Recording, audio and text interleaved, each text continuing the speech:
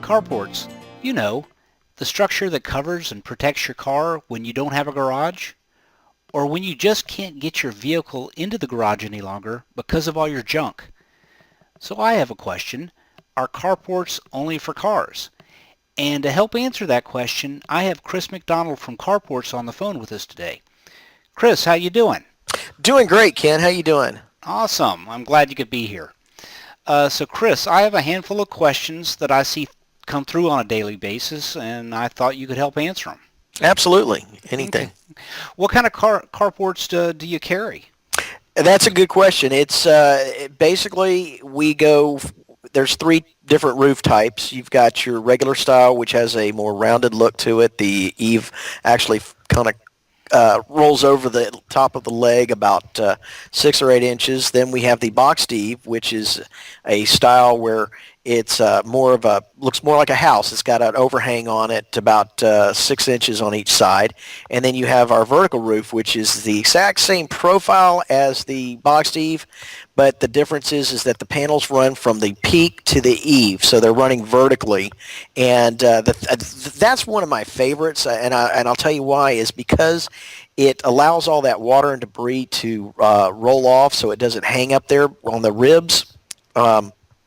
And the other thing that I like about it is that it has additional strength to it because it's got 4 hip channels, primarily to allow somebody to be able to screw those panels into gives it something to hold on to, but it also strengthens the structure. Okay. And basically, they're there to cover a vehicle. But to be honest with you, I've seen people use them for all different kinds of things. Okay. As far as sizes go, are there any size constraints? What does it usually start at? None that I can think of. It usually, you start with the basic single car carport, which is 12 foot wide and 21 feet long and about 5 foot high. It can actually go smaller than that. The biggest I've seen as far as a carport, you go all the way up to triple wide. That's 36 feet wide, and 30 feet wide, and goes up to 60, 70, 80 feet long. Oh wow. So Yeah. really, it sounds like it's really customizable. You can pretty much the client can get whatever they're really wanting. Exactly. One of the favorite uses of these is for RVs, recreational vehicles or motorhomes. Somebody has a motorhome and then they think, oh, well, I just bought this $500,000 motorhome. Now I forgot to find a place to park it. So they call me up and we'll set them up with something that's 12 foot high at the leg, which covers virtually every motorhome on the road today. Okay. So how long have you been providing carports for the area? Since 2003. So we've been here in this area since 2003. Wow. So this is not something that just popped up yesterday.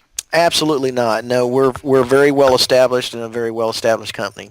Okay. Well, you kind of already answered this question to some degree, but the original questions are carports only for cars. No, I'm glad you came back around to that. It's I've seen people use these carports for just about everything you can think of. Like I mentioned, the RVs, their utility vehicles, their trailers. One of my favorites, if you can indulge me for just a second, one of my favorite carports that we have, it's got a storage area in front of it. And so what it is you've got kind of a hybrid between a storage enclosed storage facility and a carport. So at the one end, you might have 5 or 10 feet of enclosed storage with a roll-up door that they can store all their, say they're using it for their boat, they can store all of their boating equipment in there, their life vests, Oh wow. their cleaning equipment, their motors and things like that, lock those things up, and then they've got a cover over their boat. Wow. So there's really no constraint on what the customer can get. No, people surprise me every day with what they come up to use these for, and it's always fun to work with. Wow. Okay. Awesome. So if somebody's ready to get started, what do they need to do? All they got to do is pick up the phone. I'm here to help them. Okay. Well, fantastic. And you'll be able to give them, advice, rate quotes, and all of that, All of just right that over and the more. phone. Yeah, Okay. all of that over the phone. They can call, and I've been in this business long enough that I can kind of avoid some of the pitfalls that other companies might not be knowledgeable enough to help their clients with. And basically, what we do is we'll talk it through.